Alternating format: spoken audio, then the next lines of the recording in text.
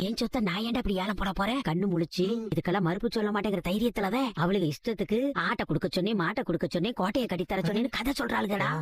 நான் கூட இவளுக்கு என் மேல உள்ள பாசத்துலதான் அழுகுறாளுன்னு பார்த்தா என் சொத்த பங்கு போறதுக்குள்ள அழுகுறாளுக. அடிச்சிருக்கீங்க இவளுகளை போய் நான் நம்பி கூடவே வச்சிருந்திருக்கேன்.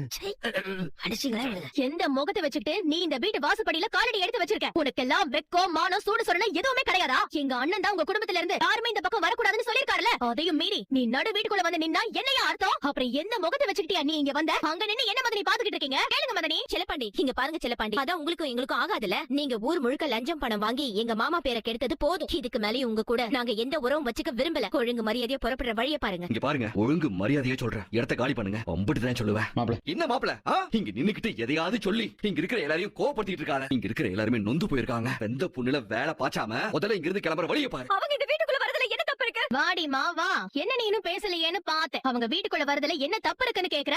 ஏன் உங்க அப்பா என்ன செஞ்சான்னு உனக்கு தெரியாதா? இல்ல அந்த தப்புல நீயும் தொட போயிருந்தியா? இங்க பாருங்க, அவங்க தப்பு செஞ்சவங்க தான், நான் இல்லன்னு சொல்லல. ஆனா அவங்க இப்போ அம்மாச்சிக்கு மரியாதை செலுத்தணும்னு வந்திருக்காங்க. அப்படி வந்தவங்களை இப்படி தடுக்கிறது எந்த வகையில நியாயம்? வார்த்தைக்கு வார்த்தை தப்பு செஞ்சாரு, இந்த வீட்டை அவமானப்படுத்தினாருன்னு சொல்றீங்களே. ஏன் இங்க நிக்கிற யாரும் இந்த வீட்டை அவமானப்படுத்துற மாதிரியோ இல்ல மாமா பேரு கலங்கப்படுற மாதிரியோ எந்த தப்பு செஞ்சது இல்லையா என்ன? அப்படி பார்த்தா இந்த வீட்டுல தப்பு செஞ்சவங்க நிறைய பேர் இருக்கீங்க. அவங்களே இங்க ஒண்ணு கூட நிக்கலையா? அப்படி இருக்கும்போது ஏன் வீட்டாளுங்களை மட்டும் எதுக்கு வரக்கூடாதுன்னு சொல்றீங்க? இங்க பாருங்க, ஒண்ணு தெரிஞ்சுக்கோங்க, கோர்ட் இன்னும் எனக்கு விவாகரத்து கொடுக்கல. அதனால இந்த நிமிஷம் வரைக்கும்